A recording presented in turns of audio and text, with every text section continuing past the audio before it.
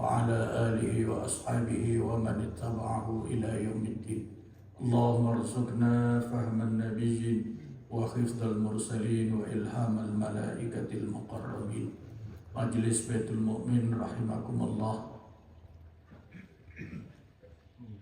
Karena kita sudah masuk di bulan Sya'ban,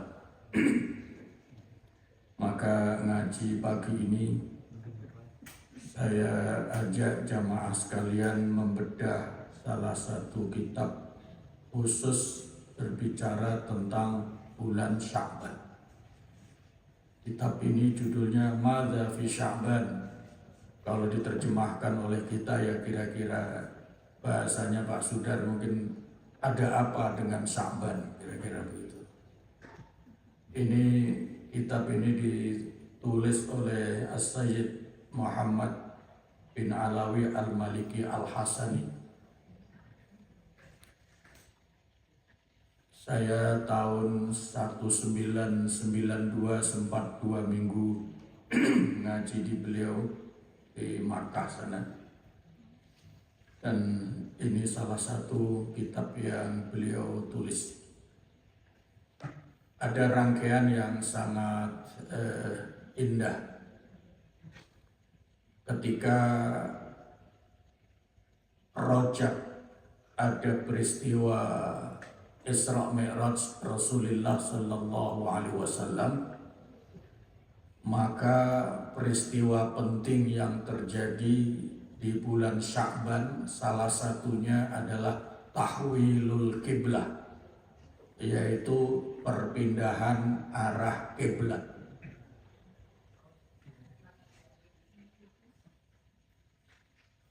Ketika Rasulullah Sallallahu Alaihi Wasallam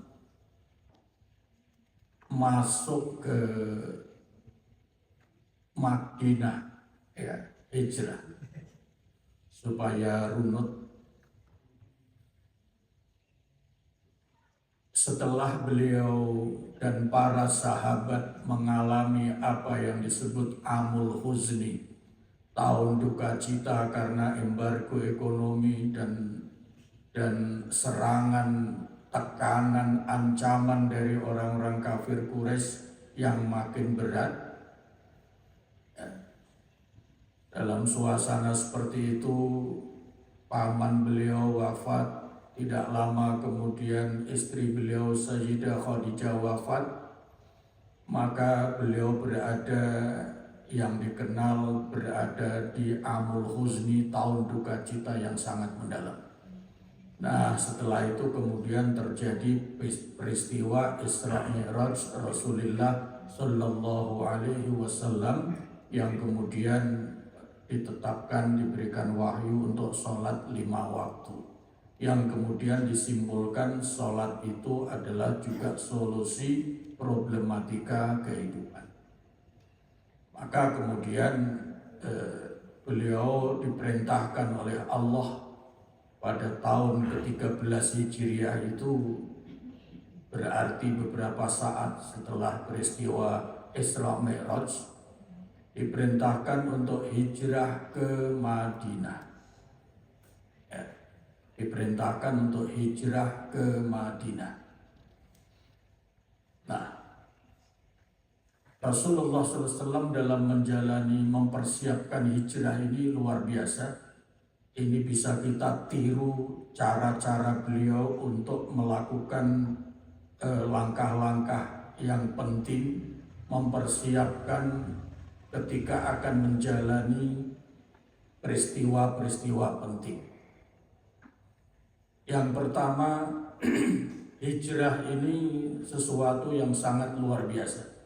Karena orang-orang kafir Quraisy tidak menghendaki, tapi ternyata terjadi peristiwa hijrah, dan lebih dulu yang berangkat adalah para sahabat. Maka ketika orang-orang kafir Quraisy mengetahui para sahabat hijrah, maka mereka justru mengetatkan pengawasannya kepada Rasulullah SAW. Maka ketika sampai kepada hari hanya pelaksanaan hijrah, maka Rasulullah Sallallahu Alaihi Wasallam ini yang siasatnya yang luar biasa. Beliau memerintahkan sahabat Ali untuk tidur di tempat beliau. Karena apa? Beliau tahu sedang diintip oleh pembunuh-pembunuh bayaran yang mengancam keselamatan beliau. Maka di situ sahabat Ali diperintahkan bermalam di rumah beliau ketika itu, kemudian disuruh tidur di tempat beliau. Maka ketika yang mengintip di luar ini melihat, oh Muhammad masih tidur, tenang mereka. Begitu dilihat lagi, Muhammad masih tidur, tenang mereka. Itu satu. Yang kedua, dibekali doa oleh Allah untuk keluar rumah, yang kemudian tercantum di dalam surat Yasin itu. وَجَعَلْنَا مِنْ بَيْنِ أَيْدِيهِمْ سَدًّا وَمِنْ خَلْفِهِمْ سَدًّا فَأَغْشَيْنَاهُمْ فَهُمْ لَا يُبْصِرُونَ. Mereka kemudian terbelenggu tangannya, lalu kemudian mereka tidak bisa melihat. Sehingga ketika Rasulullah SAW keluar berangkat menuju Madinah, ini para pembunuh bayaran yang sudah siap di situ tidak melihat keluarnya Rasulullah Sallallahu Alaihi Wasallam. Nah, lebih lanjut perjalanan berikutnya, singkat cerita, beliau juga dibekali doa oleh Allah Subhanahu Wa Taala. Ya, doa ini kemudian tercantum di dalam surat Al-Isra. Ya, surat Al-Isra. Kalau Isra Mi'raj terjadi dengan surat Al-Isra-nya, maka di dalam surat Al-Isra itu juga ada doa yang kemudian ayat itu diturunkan oleh Allah menjelang hijrahnya Nabi. Doa itu tercantum di ayat 80 surat Al-Isra atau Bani Israel. Rabbi adkhilni mudkhala sidqin wa akhrijni mukhraja sidqin waj'alni min ladunka sultanan nasir. Yang artinya, Rabbi adkhilni mudkhala sidqin, wahai Allah, masukkan aku dengan masuk yang benar. Kalau kaitannya hijrah, ini berarti masuk ke kota Madinah. Yang kedua, wa akhrijni mukhraja sidqin, juga nanti kalau keluar berikan cara keluar yang benar. Yang ketiga, dalam rangkaian ayat yang isinya doa, ayat yang Allah wahyukan menjelang hijrahnya Rasulullah SAW ini, waj'alni min ladunka sultanan nasira, dan berikan kekuatan penolong untukku dari sisimu. Berikan kekuatan dari sisimu yang menolong. Ini berarti ada kekuatan yang menolong, ada juga kekuatan tapi tidak menolong. Ini doa dalam ayat 80 surat Al-Isra yang diwahyukan oleh Allah menjelang hijrahnya Rasulullah Sallallahu Alaihi Wasallam. Maka kemudian beliau masuk dengan mudah di kota Madinah. Salah satu bentuk kemudahannya, walaupun harus transit di gua untuk keselamatan dan lain-lain, tapi itu termasuk kemudahan-kemudahan karena tujuannya adalah masuk kota Madinah. Doa ini memberikan pelajaran penting. Rabbi adkhilni mudkhala sidqin, wahai Allah, berikan aku, masukkan aku dengan masuk yang benar. Ini juga mengandung pengertian, kalau mau memulai sesuatu, maka mulailah dengan cara yang benar. Sidqun itu benar juga jujur. Berarti apa? Pesan Al-Quran, jangan sekali-kali memulai sesuatu dengan cara yang tidak benar dan dengan cara yang tidak jujur. Sebab kalau orang memulai sesuatu dengan cara yang tidak benar, apalagi tidak jujur, sulit akan mendapatkan kemudahan-kemudahan, sulit tidak akan terjebak kekeliruan-kekeliruan berikutnya. Karena ketidakjujuran atau kebohongan biasanya cenderung ditutup dengan kebohongan-kebohongan berikutnya. Itu rahasianya Allah mengajarkan doa Rabbi adkhilni mudkhala sidqin. Memasuki sesuatu juga berarti memulai sesuatu. Wa akhrijni mukhraja sidqin. Kalau mengakhiri sesuatu juga akhiri dengan jujur. Salah satu contoh kalau memberikan laporan sesuatu, laporan program, laporan kegiatan, hendaknya laporannya yang jujur, yang benar. Sebab apa? Ini akan menjadi basic, akan menjadi basis kelanjutan hari-hari berikutnya. Kalau laporan hari ini tidak jujur, maka kelanjutannya padahal laporan hari ini akan menjadi pijakan program-program berikutnya. Itu akan menyesatkan. Program hari ini, laporan aktivitas hari ini kalau tidak dicatat, tidak diberikan laporan yang benar dan jujur, padahal akan menjadi basis atau basic kelanjutan program-program esok hari, maka ini program-programnya bisa salah. Itu wa akhrijni mukhraja sidqin waj'alni min ladunka sultanan nasira. Wahai Allah, berikan kekuatan dari sisimu yang menolong diri hamba. Kekuatan yang ada pada manusia sekali waktu bisa menolong, tapi sekali waktu bisa mencelakakan. Salah satu contoh kalau dalam kisah Al-Quran, Musa ketika muda itu sudah sangat sakti. Kisah Al-Quran begitu. Ketika ada dua pemuda yang sedang berantem dan dipisah, sekali tempeleng mati. Nah, ini artinya apa? Artinya kekuatan yang membahayakan. Ya, kekuatan yang membahayakan. Ketika itu tidak menolong, walaupun dari situ ada hikmah yang besar, perjalanan Nabi Musa berikutnya. Begitu. Artinya apa? Orang punya kekuatan, punya kekuasaan. Kalau kekuasaannya tidak digunakan secara benar, maka kekuasaan itu justru akan mencelakakan dirinya. Begitu. Yang paling gampang ya, kalau soal korupsi. Orang korupsi kan salah satu jalannya adalah menyalahgunakan kekuasaannya untuk memperkaya diri sendiri atau pihak lain secara melawan hukum. Kan kira-kira begitu definisi korupsi itu. Nah, ini artinya kekuasaan yang tidak menolong. Kekuasaan yang kemudian disalahgunakan oleh sang pemilik kekuasaan, ini artinya kekuasaan yang tidak menolong. Justru menjerumuskan, justru mencelakakan. Itu sebabnya Nabi Sulaiman ketika meminta kekuasaan kepada Allah bermula dari taubat lebih dulu.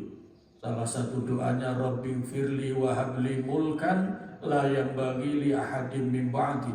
Wahai Allah, ampuni hamba dan berikan hamba kekuasaan sekiranya kekuasaan itu tidak layak Engkau berikan kepada yang lain. Ini artinya apa? Memulai sesuatu dengan bersih. Sebab di situ ada Rabbi firli, minta ampunan dari Allah Subhanahu wa taala. Maka sebaliknya kalau memulai sesuatu dengan perilaku dosa, itu berikutnya akan lebih membahayakan. Dan itu kalau kekuasaan diperoleh dengan cara melakukan dosa, dengan cara yang salah, sangat boleh jadi kekuasaan itu tidak akan menolong. Justru kekuasaan itu akan mencelakakan dirinya. Nah, itu maka kemudian Rasulullah SAW masuk ke kota Madinah. Nah, sampai di kota Madinah itu bulan Rabiul Awal, bulan Maulid. Nah, setahun kemudian ditambah kemudian beberapa bulan, maka sampai bulan Sya'ban. Jadi ketika masuk di kota Madinah, itu Allah perintahkan kiblatnya ke Masjidil Aqsa. Ya. Jadi kiblat sholatnya ketika masih di Makkah itu kiblatnya Masjidil Haram. Begitu Nabi masuk Madinah itu diperintahkan kiblatnya ke Masjidil Aqsa. Karena apa? Karena penduduk Madinah saat itu sisa-sisa umat sebelumnya itu kiblatnya ke Masjidil Aqsa. Apa rahasianya? Untuk menunjukkan bahwa sesungguhnya agama Allah itu satu. Yang dahulu diakui karena memang sudah masa lalu, tapi karena sekarang hadir Nabi Muhammad, maka mestinya mereka mengikuti Nabi Muhammad. Tapi apa yang terjadi?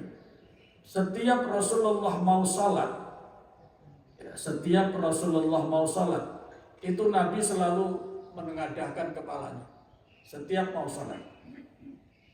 Selama di Madinah itu ya, mengikuti perintah Allah untuk berkiblat ke Masjidil Aqsa, tapi Nabi setiap keluar rumah mau salat itu menengadahkan wajahnya. Kira-kira apa maksudnya? Ada sesuatu yang ditunggu, dan itu lamanya sampai 17 bulan ya, lebih 3 hari. Nah, kemudian turun wahyu, qad nara taqalluba wajhika fis samai falal nuwalliyannaka qiblatan tardoha. Muhammad, saya tahu setiap saat engkau melihat menengadahkan wajahmu ke langit, maka akan aku segera perintahkan engkau untuk merubah kiblat, kembali lagi kiblatnya ke Masjidil Haram. Itu peristiwa perpindahan kiblat. Makanya ada masjid kiblatain, ya, masjid 2 kiblat, karena saat itu saat sholat kemudian ada perintah untuk berkiblat kembali ke kota Makkah, ke Masjidil Haram. Nah, perpindahan ya, ini pelajaran penting. Rasulullah sendiri ketika sampai di Madinah, karena itu perintah Allah diikuti, tapi sepertinya Nabi hatinya sangat terikat, sangat terkesan.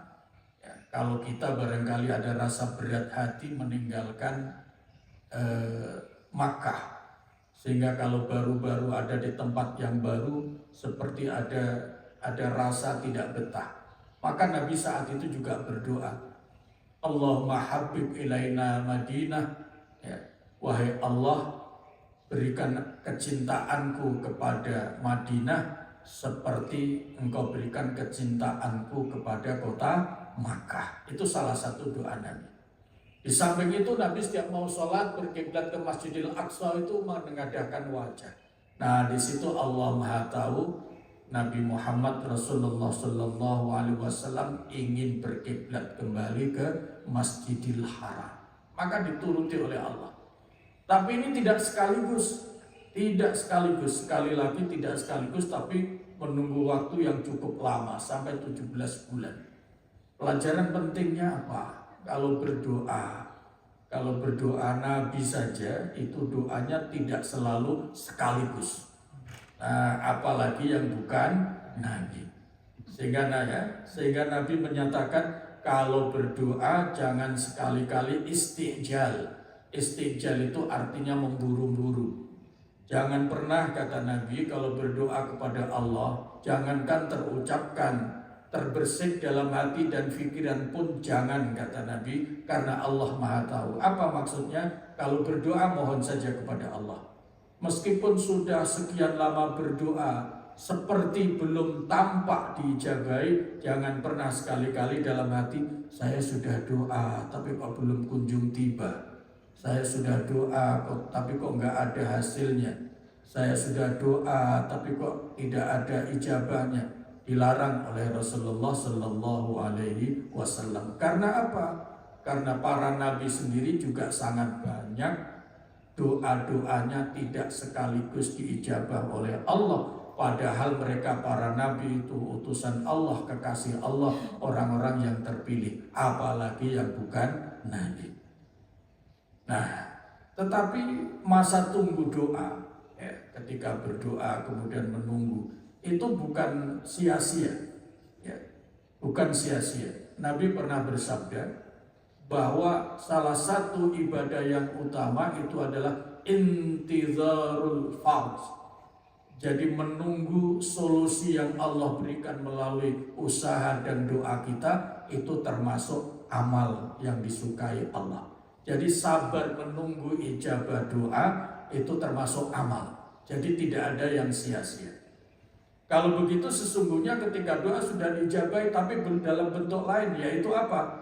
Pahala amal ketika sabar. Makanya Nabi melarang, jangan sekali-kali berdoa kemudian dalam hati terbersit, sudah doa kok belum diijabahi, sudah doa belum tampak hasilnya, dan seterusnya dan seterusnya. Karena Nabi sendiri itu berdoa ketika ingin, ya, pindah kiblat ke Masjidil Haram kembali, itu juga menunggu waktu, ya. Dalam satu catatan dalam kitab ini antara lain selama 17 bulan lebih 3 hari. Nah, itu maka kiblatnya kemudian pindah.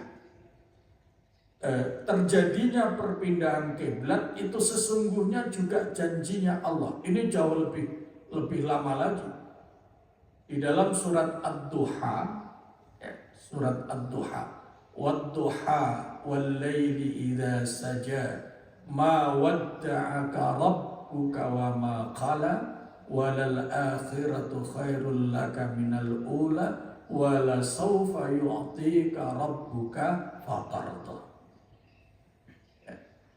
Surat Ad-Duha itu Allah turunkan ketika Nabi menghadapi rasa kurang nyaman, kalau dalam bahasa kita, apalagi para sahabat lebih tidak nyaman lagi. Karena apa? Setelah turun wahyu yang pertama itu rada lama wahyu berikutnya, maka orang-orang Arab yang tidak suka kehadiran Nabi kemudian mengejek, ya Muhammad ditinggal Tuhannya, buktinya sudah lama tidak dapat wahyu. Nah, itu tuh ungkapan kalau bahasa kita sekarang barangkali bulinya orang-orang kafir Quraisy seperti itu. Maka dijawab oleh Allah dalam surat Ad-Duha itu dengan sumpah, wad-duha wal-laili idza saja ma wadda'aka rabbuka. Tidak Muhammad, Rabbmu, Allahmu, Tuhanmu yang mengutusmu tidak meninggalkan kamu. Nah, ini sekaligus jawaban kepada orang-orang yang tadi menyatakan bahwa Nabi Muhammad sudah ditinggalkan oleh Tuhannya karena lama tidak mendapatkan wahyu. Nah, ayat-ayat berikutnya kemudian wala saufa yu'tika rabbuka fatardo. Bahkan engkau nanti akan diberikan sesuatu oleh Allah yang betul-betul engkau menjadi ridho, sangat puas, lapang dada, senang, sangat bersyukur karena pemberian Allah yang luar biasa. Nah, salah satunya pelaksanaan dari janji Allah dalam surat Duha itu, wala saufa yu'tika rabbuka fatardo, itu adalah terjadinya perpindahan kiblat dari Masjidil Aqsa kembali ke Masjidil Haram, dan itu terjadinya di bulan Sya'ban. Makanya bulan Sya'ban dikenal bulan perpindahan kiblat. Itu salah satu istimewa. Nah, perjalanan berikutnya kaitannya dengan doa tadi itu. Ini singkat cerita pembinaan Madinah tentu saja sangat banyak, karena ayat-ayat tentang hukum itu diturunkan ada ketika di Madinah. Perbedaannya dakwah Nabi ketika di Makkah karena umat Islam masih lemah, itu muncul orang-orang kafir. Tapi ketika di Madinah Islam sudah mulai kuat, pengikutnya sudah mulai banyak, orang-orang tidak berani menunjukkan kekafirannya secara langsung. Tapi yang banyak bermunculan adalah orang-orang munafik. ini juga menjadi satu catatan sejarah. Kalau di satu tempat umat Islam sedikit pengikutnya dan masih lemah, maka orang-orang kafir sangat berani. Tapi kalau umat Islam itu mulai banyak pengikutnya, mulai berkembang, maka orang kafir tidak berani. Tetapi sebaliknya yang banyak bermunculan adalah orang-orang munafik. Itu menyimak perjalanan dakwah 23 tahun Rasulullah Shallallahu Alaihi Wasallam. Maka ayat-ayat tentang munafik itu ada di Madinah. Sementara ayat-ayat tentang kafir itu adanya di Makkah, surat-surat Makkiyah. Kalau surat-surat Madaniyah itu ada dua. Surat-surat yang berkaitan dengan orang beriman dan hukum syariat, dan yang kedua surat-surat yang berkaitan dengan orang munafik. Nah, perjalanan berikutnya berkaitan dengan doa tadi. Wa akhrijni mukhrajas sidqin. Tadi waktu mau masuk berangkat kan ada doa Rabbi adkhilni mudkhala sidqin wa akhrijni mukhraja sidqin waj'alni min ladunka sultanan nasir. Selama di Madinah, Rasulullah SAW walaupun dengan perjuangan yang berat memiliki kekuatan yang luar biasa, sultanan nasir. Wa akhrijninya apa? Keluar dari Madinahnya. Ternyata juga keluar yang sangat luar biasa. Saat itu 8 tahun kemudian setelah Nabi ada di Madinah, kemudian Nabi beserta para sahabat jumlahnya ribuan itu ingin berangkat umrah ke Makkah. Sementara orang Makkah sudah tenang-tenang, Muhammad tidak mungkin kembali. Muhammad dan sahabatnya nggak mungkin kembali. Karena apa? Karena Makkah sudah dikuasai oleh orang-orang kafir. Nah, karena mereka menyatakan bahwa berpikir dengan tenang-tenang Muhammad nggak akan kembali, maka mereka tidak punya persiapan apa-apa. Nah, ketika Rasulullah Shallallahu Alaihi Wasallam datang beserta ribuan para sahabat, bahkan salah satu catatan sejarah menyatakan jumlahnya mencapai 10.000 jamaah. Nah, masuk serentak di kota Makkah, maka orang-orang Makkah menjadi kalang kabut, dan dari situlah terjadi namanya Fathu Makkah.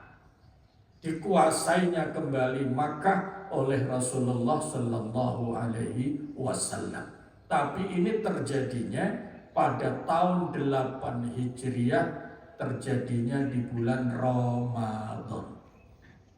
Nah, ini berkat doa tadi, wa akhrijni mukhraja sidqin. Wahai Allah, berikan aku jalan keluar dengan keluar yang benar dan baik. Apa makna dari doa ini? Orang-orang yang terbiasa melantunkan, memohonkan kepada Allah dengan doa ini, Rabbi adkhilni mudkhala sidqin wa akhrijni mukhraja sidqin waj'alni min ladunka sultanan nasira. Kalau mau memulai sesuatu, mulai jabatan baru, mulai aktivitas baru, organisasi baru, program baru dan macam-macam. Nah, kalau doanya seperti itu, maka Allah akan berikan mudah jalannya, berikan kekuatan yang menolong, kesulitan-kesulitannya bisa diatasi, dan nanti program itu, sesuatu yang dijalani itu akan bisa berakhir dengan membawa keberhasilan yang luar biasa. Sebagaimana berhasilnya Rasulullah berkat doa itu, antara lain merebut kembali kota Makkah yang sudah 8 tahun ditinggalkan.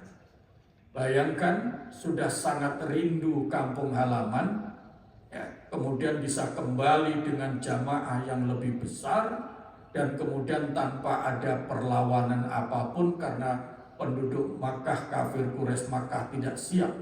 Maka Nabi dengan mudah mengambil kembali kekuasaan kota Makkah. Itu luar biasa.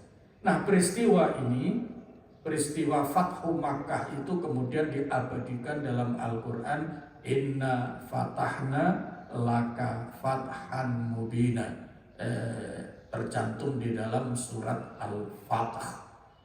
Itu salah satu keistimewaan hijrah Rasulullah Sallallahu Alaihi Wasallam dengan doa Rabbi adkhilni mudkhala sidqin wa akhrijni mukhraja sidqin waj'alni min ladunka sultanan nasira. Dan berkaitan dengan bulan Sya'ban terjadi perpindahan kiblat, tahwilul kiblat. Ada pertanyaan sampai di sini? Yang kedua, peristiwa istimewa yang terjadi pada bulan Sya'ban itu adalah raf'ul a'mal. Ini sudah sering dijelaskan. Jadi ada Nabi ketika masuk bulan Sya'ban itu kemudian banyak berpuasa, ya. Banyak berpuasa. Sementara umatnya biasanya, kata Nabi, tidak banyak yang melakukan. Karena apa? Nanti kan sudah mau puasa lama.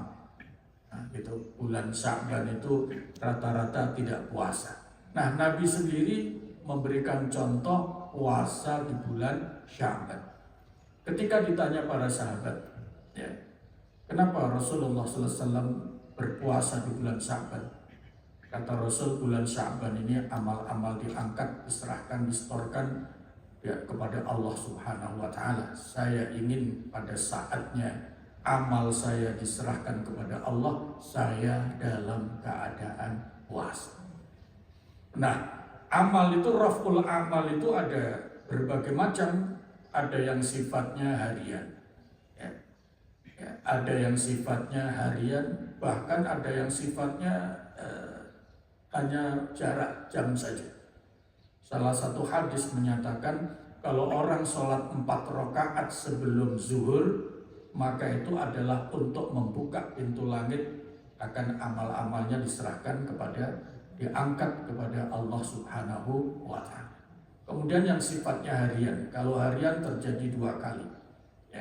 Malaikat berkumpul ganti shift yang subuh dan juga asar. Kalau sebelum subuh, malaikat yang akan ganti siang itu datangnya sebelum subuh, menyaksikan sholat subuh. Setelah itu baru serah terima malaikat yang bertugas siang, yang bertugas malam kembali kepada Allah.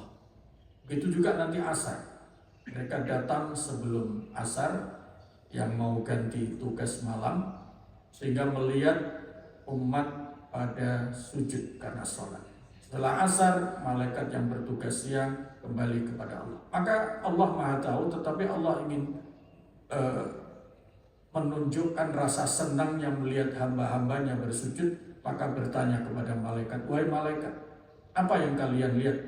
Bagaimana manusia-manusia yang kamu tinggalkan? Mereka ketika saya datang mereka bersujud, ketika saya pulang mereka juga bersujud. Nah, di situ bangga dan senangnya Allah Subhanahu wa Ta'ala. Ini artinya amal kita diserahkan kepada Allah setiap pagi, setiap sore. Dan yang terpenting kaitannya taubat. Allah membuka tangannya setiap malam untuk menerima taubatnya manusia yang berdosa di siang hari, juga membuka tangannya di siang hari untuk menerima taubatnya orang-orang yang berdosa di waktu malam. Nanti pada saat setiap minggu juga begitu, sampai pada diangkat amal yang bersifat tahunan. Nah, yang ketiga, ini yang rada ngeri penjelasannya. Peristiwa penting yang terjadi di bulan Sya'ban itu, Allah menetapkan siapa-siapa manusia yang masuk daftar setahun ke depan. Paham maksudnya daftarnya? Daftar yang akan dipanggil oleh Allah Subhanahu wa Ta'ala. Jadi masuk setahun ke depan itu Allah tetapkan pada bulan Sya'ban. Siapa-siapa yang akan wafat setahun ke depan sampai bulan Sya'ban yang akan datang. Nah, kaitannya puasa Nabi menyatakan, iya, saya banyak berpuasa di bulan Sya'ban. di bulan Sya'ban. Kenapa? Karena bulan Sya'ban ini bulan Allah menetapkan hamba-hambanya yang akan dipanggil dalam jarak setahun ke depan. Oleh karena itu kalaulah aku termasuk daftar yang akan dipanggil oleh Allah setahun ke depan, ketika ditulis daftar itu saya dalam keadaan puasa. Itu pentingnya puasa di bulan Sya'ban. Oleh karena itu, alhamdulillah yang sudah biasa puasa Senin Kemis, maka nilai puasa Senin Kemis di bulan Sya'ban ini nilainya lebih baik. Yang sudah biasa puasa Ayyamul Bid, hari putih, itu juga sangat baik. Apalagi yang sudah biasa puasa Daud. Maka yang belum membiasakan puasa sunnah barangkali bisa dimulai pada bulan Sya'ban ini. Insya Allah ini menjadi langkah yang sangat baik. Itu saja ngajinya kita pada. Ada pertanyaan? Silakan. Mau nanyakan yang ketiga tadi. Yang ketiga, kenapa Pak? Bukannya kita ditentukan jauh sebelum kita ada sudah tahu usia kita sampai sekian. Iya. Lantas pencatatan tahunan Sya'ban ke Sya'ban itu gimana? Apa tidak ada ini? Iya. Allah berhak merubah keputusannya. Ya. Allah berhak merubah keputusannya. Takdirnya sudah ditetapkan ketika masih di alam rahim, gitu. Tapi Allah berhak merubah ketetapannya, termasuk umur. Oleh karena itu, berdoa umur panjang dalam keadaan sehat walafiat. Berdoa minta umur panjang dalam keadaan sukses bahagia. Berdoa usia panjang untuk istiqomah ibadah, istiqomah dalam kebaikan, dan sekiranya tiba saatnya husnul khotimah, itu sangat dianjurkan. Apa buktinya? Apa buktinya Allah merubah takdir termasuk umur? Itu dalam hadis riwayat Imam Muslim itu, saya pernah cerita rasanya. Sahabat Anas bin Malik. Anas bin Malik ketika kecil usia 5 tahun oleh Bu Anas karena bapaknya wafat dibawa kepada Rasulullah Sallallahu Alaihi Wasallam. Ya Rasulullah, kata Bu Malik, kata Bu Malik, ya Rasulullah, mohon izin saya sowan. Ya, ini saya membawa anak saya Anas, putranya Pak Malik. Pak Malik gugur di medan pertempuran. Padahal ketika ada Pak Malik saja, kami hidup serba tidak ada. Apalagi Pak Malik sudah wafat. Saya hidup serba tidak ada. Khawatir kalau Anas ini masih bersama saya menjadi anak yang tidak terdidik. Oleh karena itu, saya beranikan diri membawa Anas untuk saya serahkan kepada Rasulullah, mohon dididik agar jadi orang. Kira-kira begitu bahasanya. Rasulullah kemudian menerima dengan baik. Oh baik, saya terima.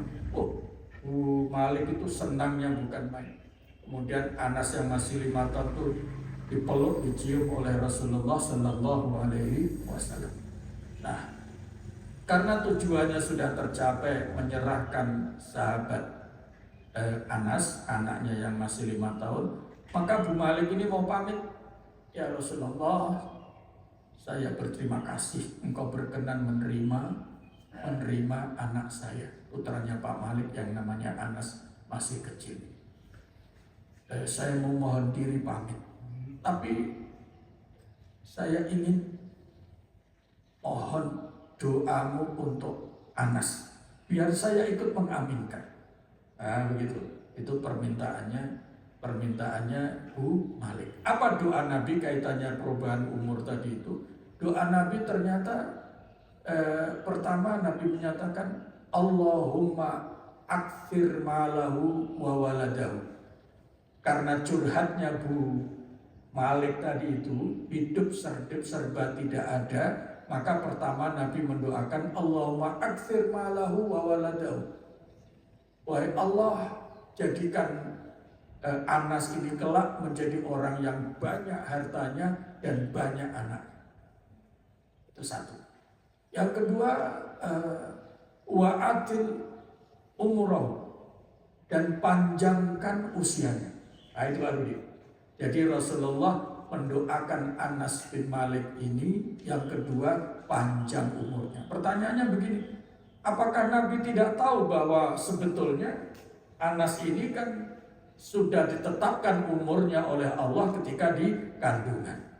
Sekiranya doa untuk panjang umur itu tidak penting, Allah tidak akan merubah, Nabi tidak akan berdoa. Tapi buktinya Nabi mendoakan Anas ini supaya panjang usianya.